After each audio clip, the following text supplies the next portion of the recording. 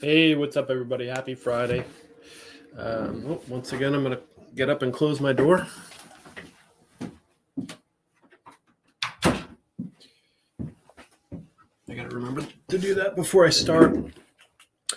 So happy Friday. It's starting to get crazy out there, I will tell you. The spring market is in full swing.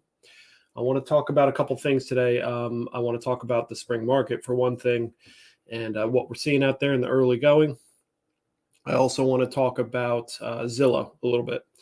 So, as always, if you have any sort of questions or anything, please post them up. I'm always looking for new things to talk about instead of talking about the same thing over and over. And any questions you have, this is Free Real Estate Friday. So if you have anything, please go ahead and post it in the comments. For some of you, if you're coming from one of the groups or something that this is broadcast to, or possibly even YouTube, I think you have to.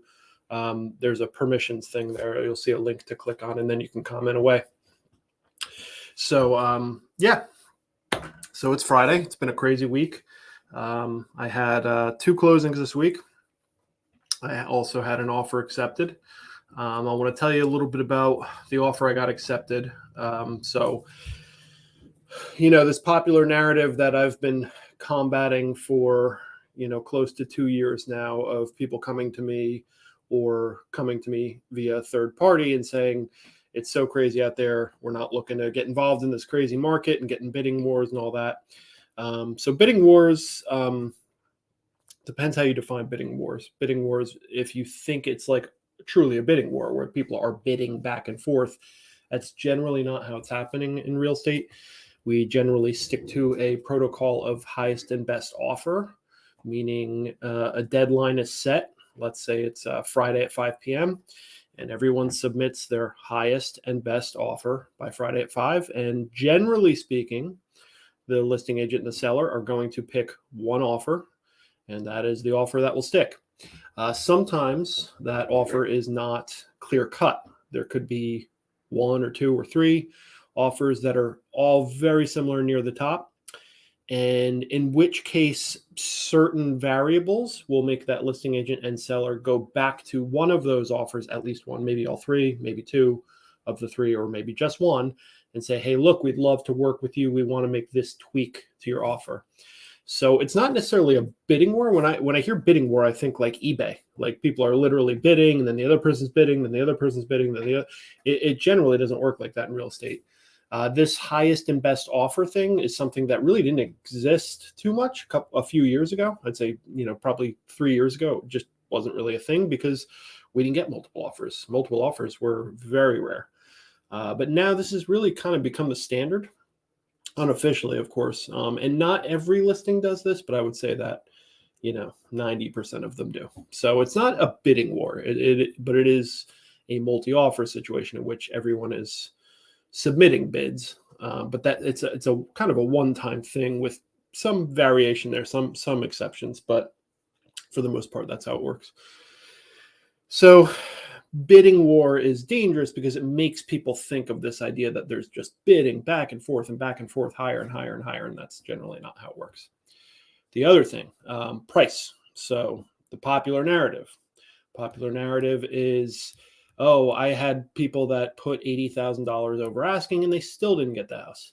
That's probably true because they looked at that offer. The sellers looked at that offer and said, well, this is great. We would love $80,000, but this house is definitely not going to appraise for this much.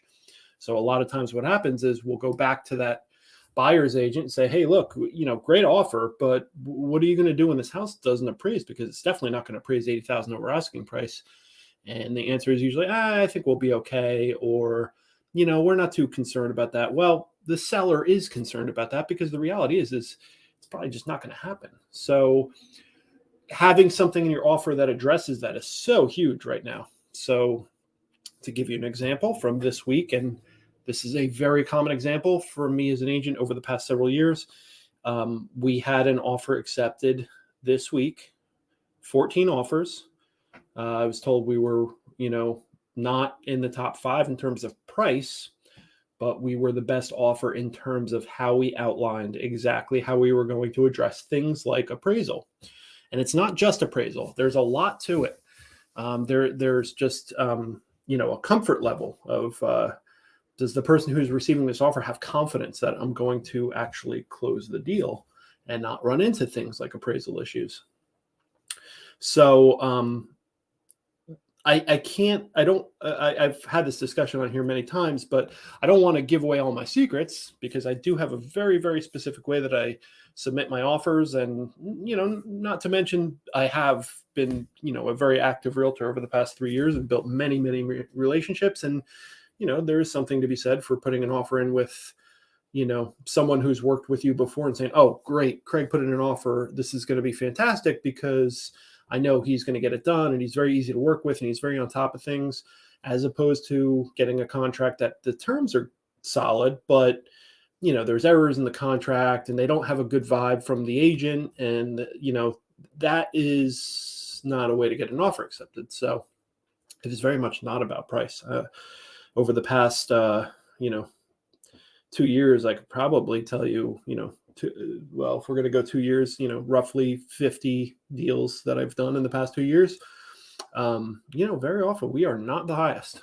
Very, very often we are not the highest, but we're close, and we're close enough where the other terms and the comfort with me as the agent and the way that I've accomplished getting that comfort is more important than price. Price is definitely a variable. There's no doubt about that. But those are all the variables that go into that.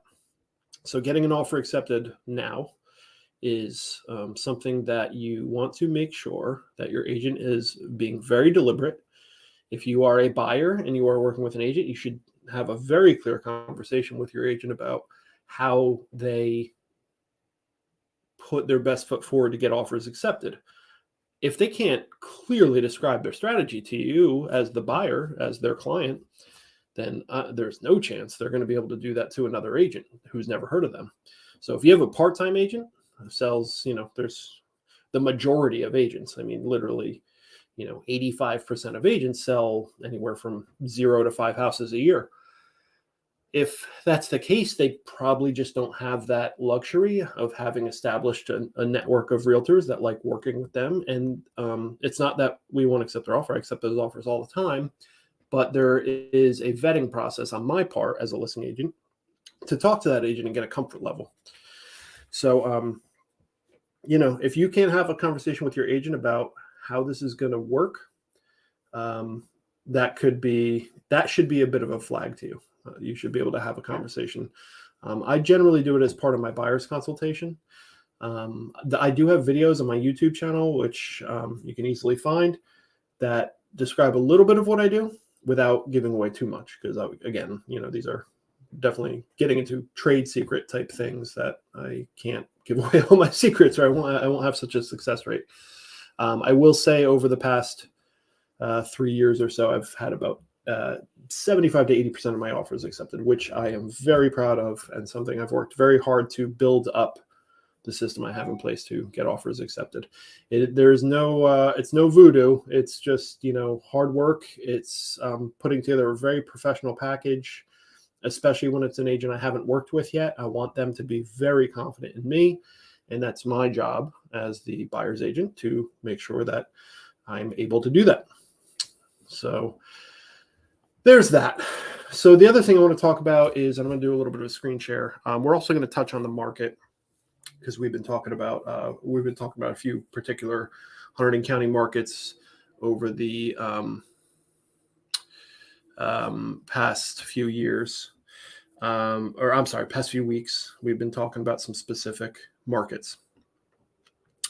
So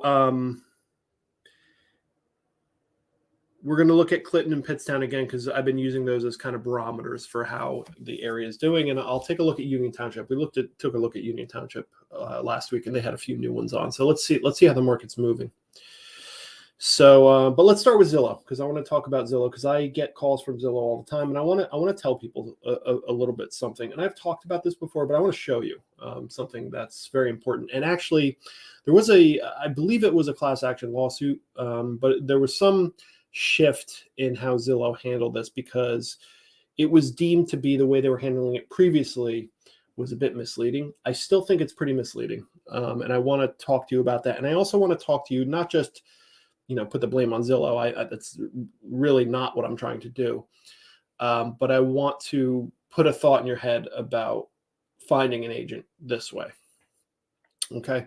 So let me share my screen real quick and let's take a walk over to Zillow. Okay. Okay, let me do a little screen rearrangement here. Let's get this out of here so I can see myself. Let's bring Zillow back over here. Okay, let's see how that looks. Okay, so I pulled this up before I started the call. Your typical Zillow listing. This is a condo in Clinton that's currently available. So let's say you're shopping for homes, and I tell people all the time, use Zillow. The data is good. I mean, there's when we put our listings up, those listings get blasted out to every site out there, and Zillow is one of the faster ones that it's typically the quickest to update. So I tell my clients, look, you're welcome to use my website. Same data, really no different. In fact, my website is just as fast. But, most people are just familiar with the navigation of Zillow. You can easily share a link from Zillow and text it to me so I know what house you're looking at. It's super easy. The app is great. I mean, go for it. I got no problem with Zillow. I use Zillow myself. So, but when you go to Zillow and you find a house and you pop it up, and here's the listing that pops up on Zillow, is you're going to see some things here. So, excuse me. It's a couple things. Number one is, in the overview here, and this is what they recently changed. Listed by. This is the listing agent. Okay. Notice it's not clickable. There's no picture. There's no direct way to contact this agent. But they are fulfilling the requirement because, as some of you may or may not know, that Zillow is now a broker. So they have to abide by certain rules. And clearly displaying who the listing agent is one of the newer requirements that we are forced to deal with, for better or for worse, whatever. I don't really have any strong opinions on it, but that is the listing agent. But like I said, as you see, there's no contact, there's no phone number, there's no email, there's no clickable thing. It's just the information's there, but you can't get in touch with them. Then up here you have two things: take a tour and contact agent. And then down on the bottom, you have in-person and video chat tours. You can even request a time. And then further down, you have contact agent. Now, my information is filled out here, but normally that would be your information. Here's the problem. You are not contacting the listing agent.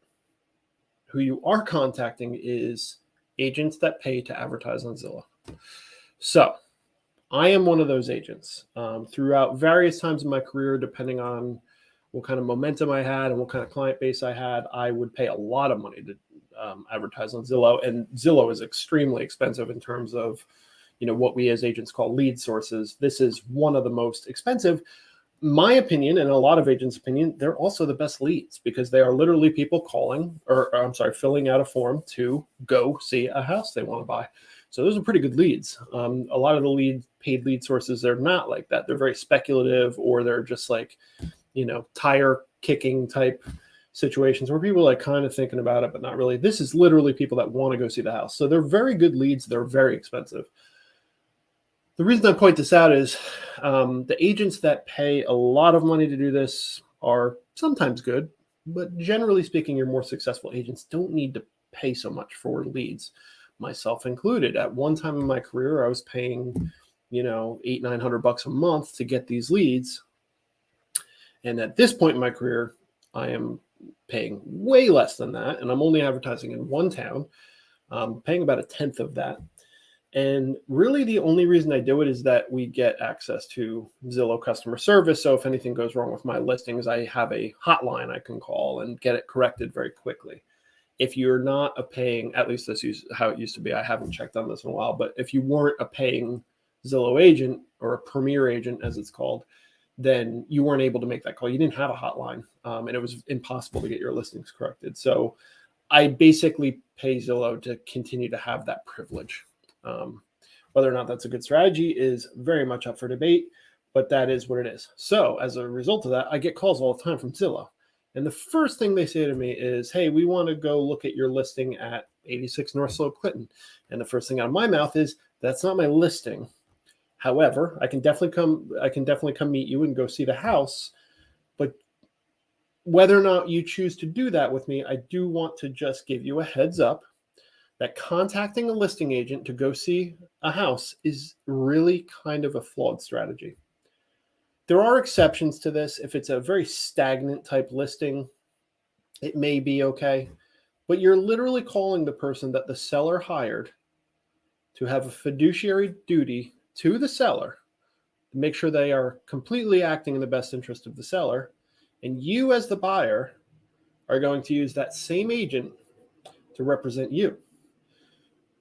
By definition in New Jersey, and by the way, this is actually illegal in most states. I don't want to say most. This is illegal in a lot of states. I don't know what the ratio is out of the US states of how many it's illegal, but this is called dual agency. So that one agent represents both sides. There are very specific rules in New Jersey about how to do this. Sometimes it can work out. I've done it a few times. Honestly, it's not my preference. The paycheck is nice, but it's very awkward.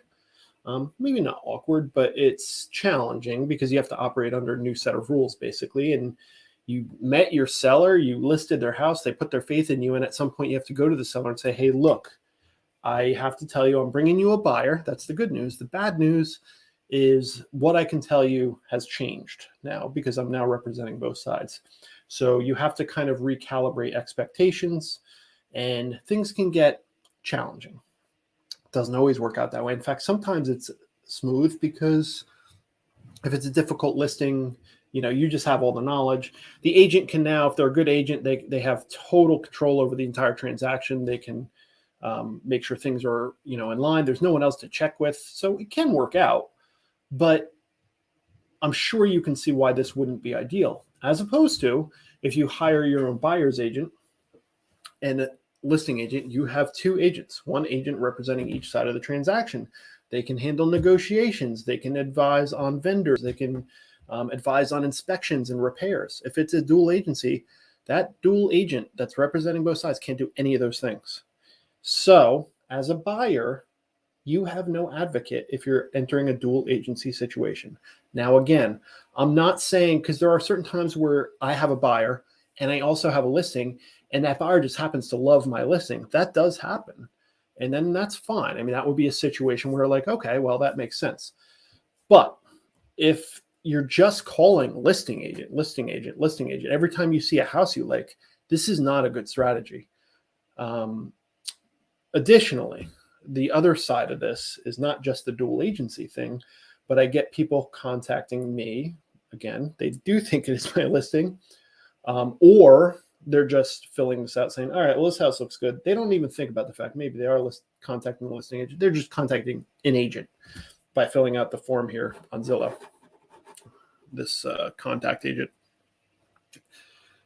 So they see a house they like, they fill out the form, contact an agent, sends off, it arrives in my email box, or I get a call, and I call this person back and I say, sure, I'll show you 86 North Slope Clinton. One of my first questions is going to be, are you working with an agent? Because I can't work with them if they already have an agent. And sometimes their answer is, oh yeah, actually we do already have a realtor. My question is, why isn't your realtor doing this for you? Why isn't your realtor contacting me? I'm not saying the realtor has to find the house. If you've seen me talk before, you know that I always say that's really not the realtor's job. If you need help with it, sure. But everyone can do what I'm doing right now on the screen, right? Like everyone can browse Zillow and find homes. So it's not that the realtor can help you with that. But honestly, most of my clients, anyone under the age of 40, they don't need that help. They're on there every night. They get the emails from me. This is just not where my value is. I can help you if you need me to, but it's not where I prove my value to you, which is way down the line when we actually get an offer submitted, accepted, and then the 60 days it takes to close. There's a lot of things that need to happen. That's really what you want your realtor for, someone to wrangle all of those things. So I always tell people, I'm like, look, I'll show you that house. Or actually, happens very often is we look up the house and there's some issue. It's under contract, or it's, it's sold as is and they weren't looking for as is. They didn't realize it was as is, whatever. And I say, hey, that's fine. So we won't go look at the house, but are you working with an agent? Because I would love to work with you. And honestly, this is how we get clients. And they say, oh, no, it's fine. We're just kind of browsing. And, I just go on Zillow and I fill out the contact thing and someone calls me. I mean, would you rather choose an agent like by having a deliberate conversation with someone who's an active agent and seeing whether or not you're comfortable with them? And listen, if we have a talk or a buyer's consultation, you're like, I don't really like this guy. It's not outside the realm of possibility. Someone wouldn't like me. Or, would you rather just luck of the draw of every agent that needs to advertise on Zillow and just hope that you get a good one with no real say in the matter? Now, of course, you can always tell an agent no, but I mean, that's not a good place to start. I mean, minimally, I'll show you what minimally your other option is. But obviously, luck of the draw is not how we choose things as consumers. You don't go on Amazon and search for, I was buying something yesterday. Oh, a power strip, like a very specific type of power strip for a fish tank. I don't just go on there, type in power strip and pick the first one that comes up and say, that's good enough. You read some reviews and you compare different features and everything else, and then you arrive at a decision. You should definitely be choosing the person who's guiding you through your biggest financial transaction ever with the same due diligence you would use on a power strip, right?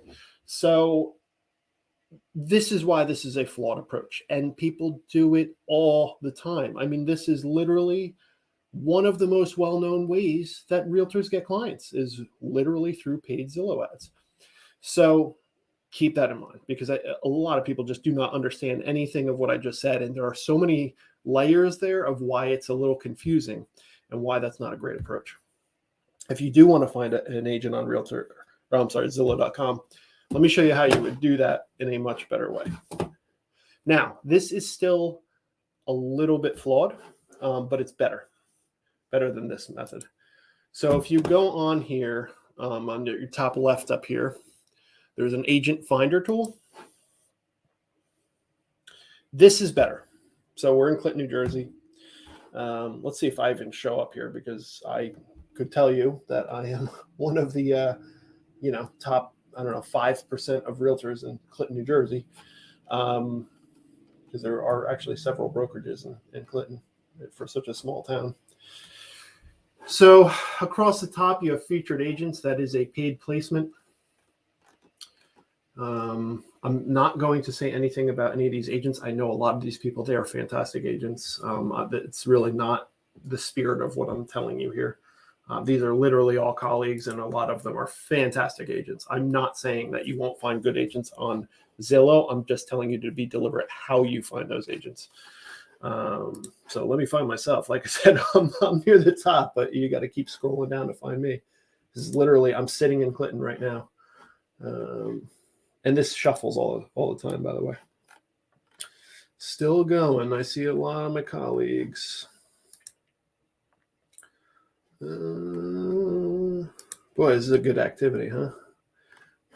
I don't think too many people are finding me this way.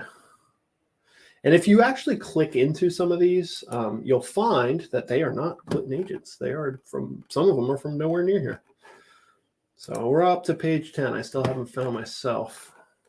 There I am, page 10. And it's interesting because it says 0 local. I have no idea, and no local reviews. That is very bizarre, because I definitely have many local transactions. So again, I'm here to tell you, I'm just reporting on my own thing. So let's say you click on me. You will see I have 23 sales in the last 12 months. You're going to find pretty easily that that's up there. That's amongst, the leaders. 17 reviews, which is, a lot of Zillow reviews. If you're, again, compare it to some of the other local people, you'll see that definitely fares well in terms of number. My broker address is clearly Clinton, New Jersey. You would think I'd come up early. Actually, I have to correct that. That's our old address. So there's the flaws, okay? Alternatively. Now listen, the other thing here is, so let's do a quick Google. We're going to do Realtor, Hunterdon County, New Jersey.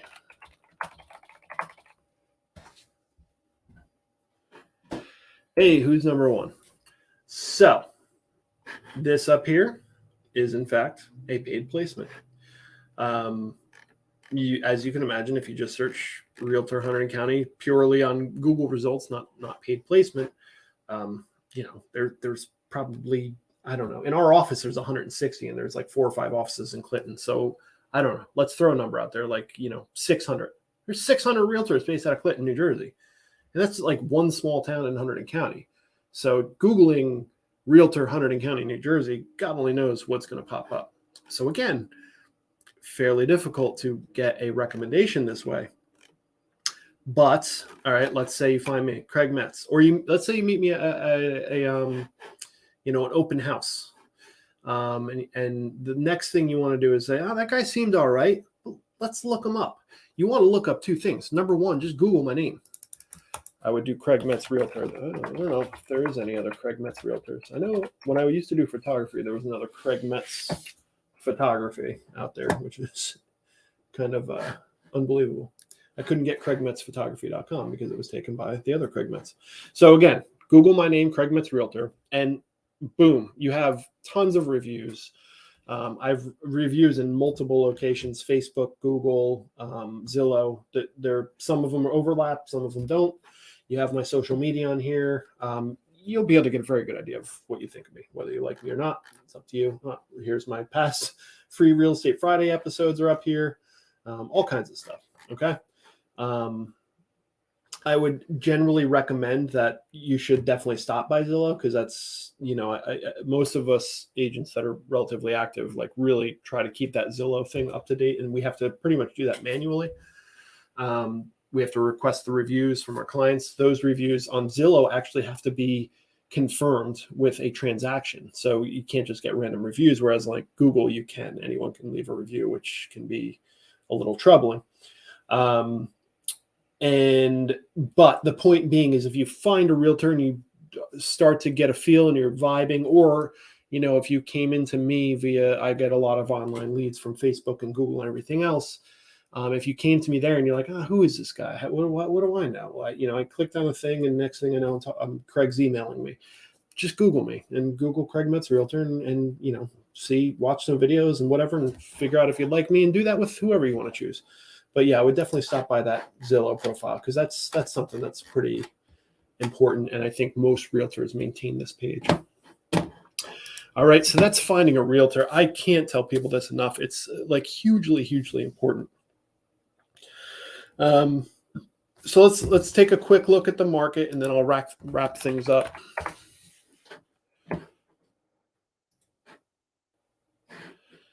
All right, let's see what's going on in the market. That's funny. It looks like I'm looking at my monitor, but that's not what's happening. I am looking at my other monitor, but I'm actually looking at myself in that monitor. It looks like I'm looking at the webpage. All right, let's see. It's like a little Brady Bunch effect.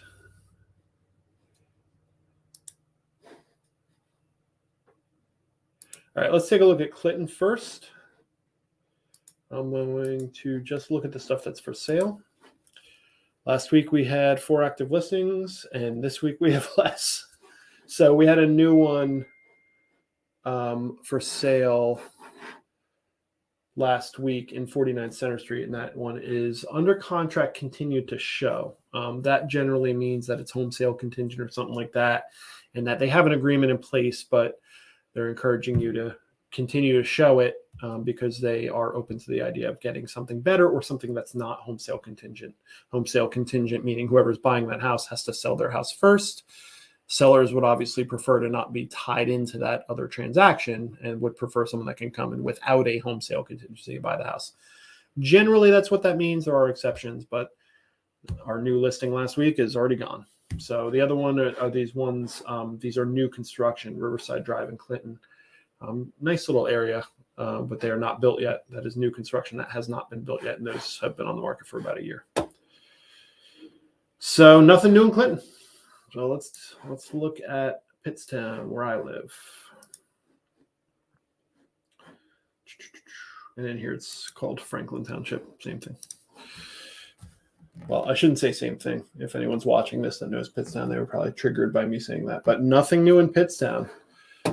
So we see the 3 active listings, 3 total active listings in Pittstown. Days on market are all obviously more than a week. So, oh, that's interesting. There was a new one here last week I was very curious about. Let me see something.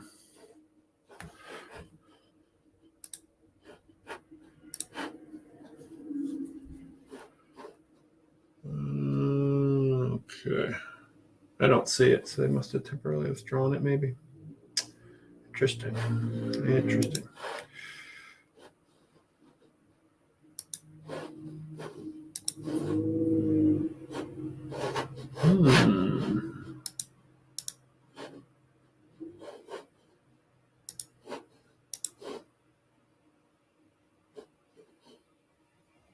Huh, interesting. I don't know where that went. Okay, well, I'll have to call that agent. And this is all very boring to watch, so I'll move on. Let's check Union Township. I thought that gave us some good results last week. I love Union Township. It's Pittstown adjacent, Pittstown being where I live. I think it's a great place. There's a lot of really beautiful areas, generally very nice houses. So, but let's see what's going on in Union Township, see if they've got anything new. One new listing coming soon. 7 Evergreen. This is a condo over in Union Gap, which is right over this way. Oh, we have one more. 70 Wyckoff. Oh, I know that Wyckoff is very well known around here. If you're from around here, you know Wyckoff. Okay. Let's take a look at this one. It's a good looking house. Wyckoff is so again, if you're from around here, you know Wyckoff very well. Beautiful, beautiful development. Generally kind of similar style houses. I would have to imagine most of them are built by the same builder. Big, big colonial. Very nice. A lot of elbow room. Coffered ceilings.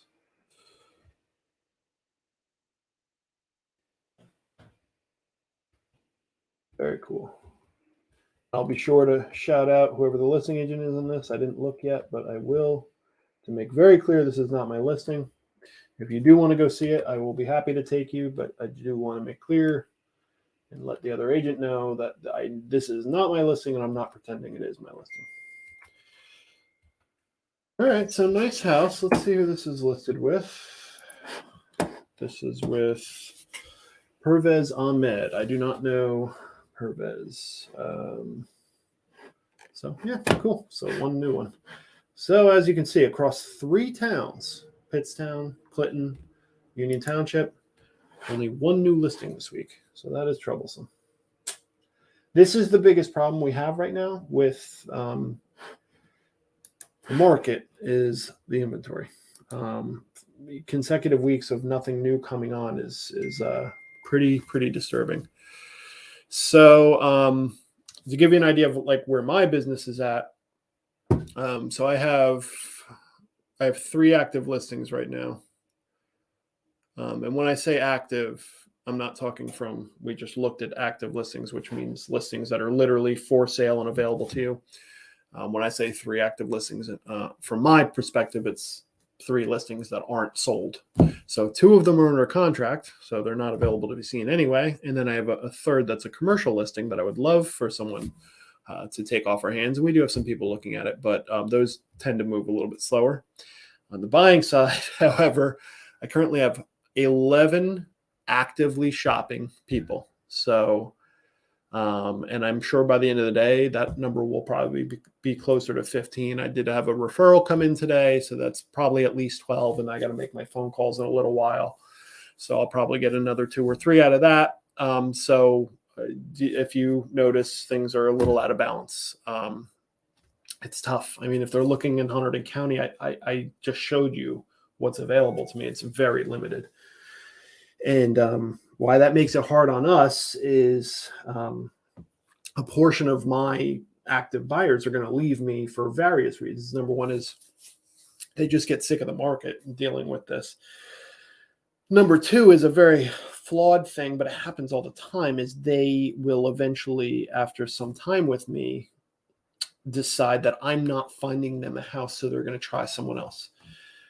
It's flawed because we're all choosing from the same pool.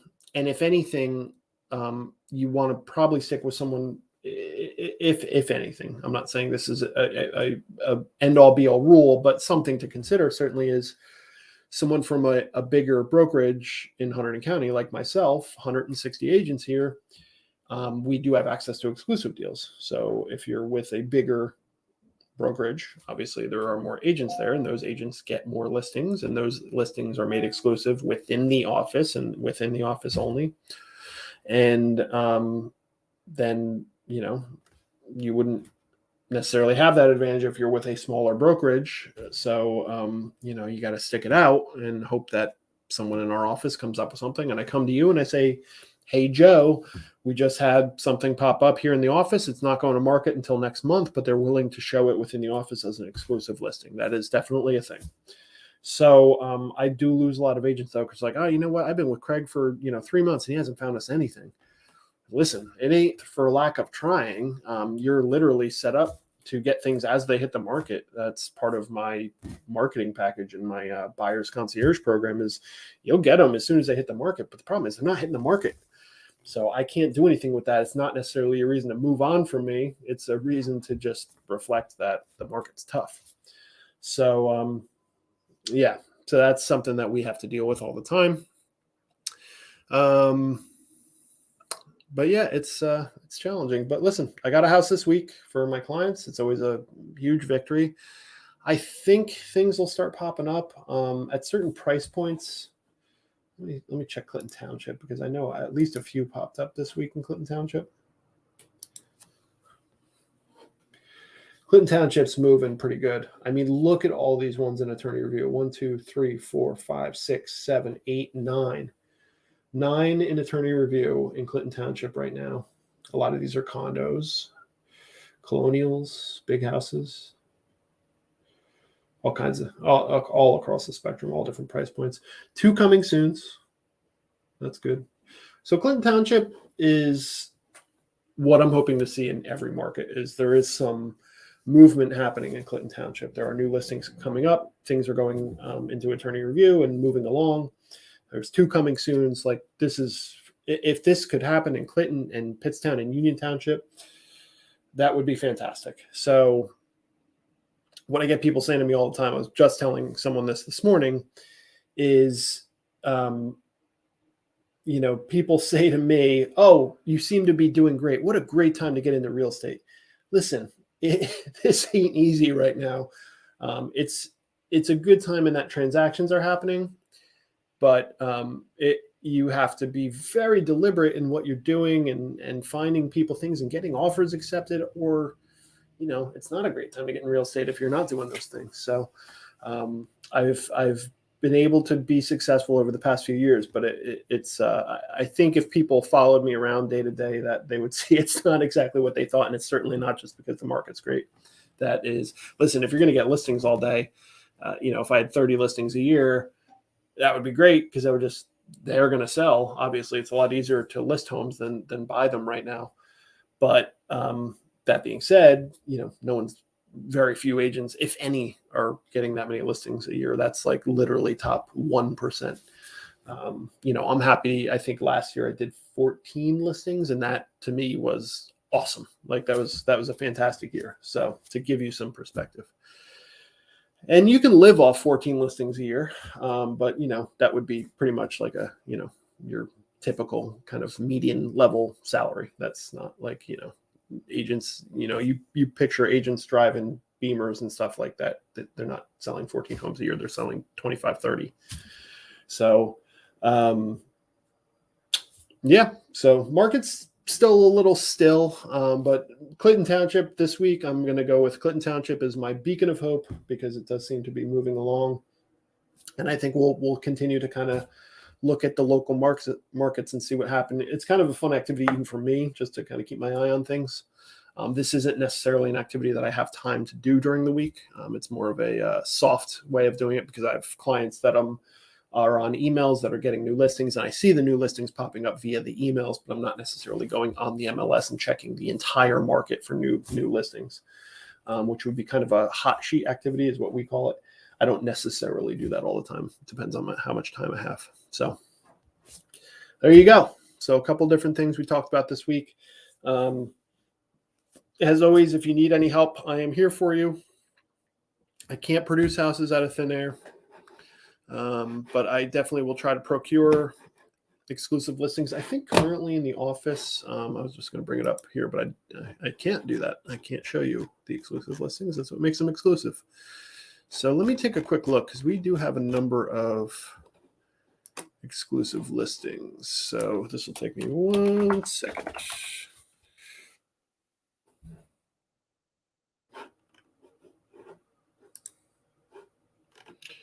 So we have 1, 2, 3, 4, 5, 6, 7, 8, 9,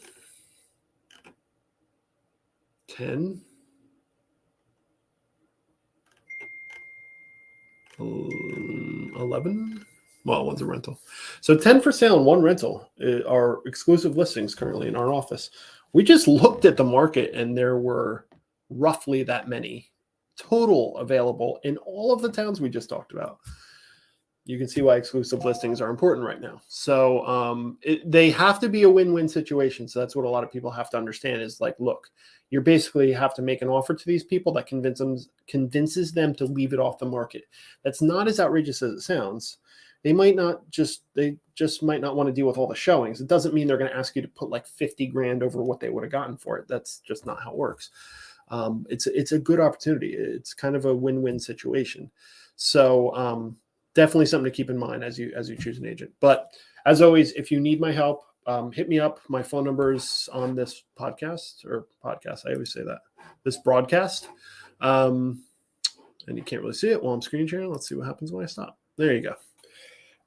Links are in the description for buyer's consultation, 30-minute buyer's consultation, which I highly recommend that everyone do when they start working with me to get everyone up to speed on what will be expected of me, what will be expected of you, and answer any questions you have, so on and so forth. And there are some basic things that I'll go through as a buyer's consultation. There's also a form in there if you are looking for a home to fill out and tell me exactly what you're looking for so I can get back to you and even have that maybe even ahead of the buyer's consultation so we can talk a little bit about what your prospects are, what the market looks like, and et cetera, et cetera. So hit me up if you need any help. And if not, I hope everyone has a great weekend.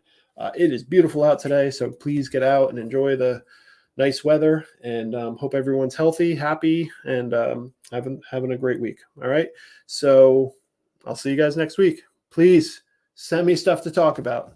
It's not easy just kind of talking about the same things over and over, which is,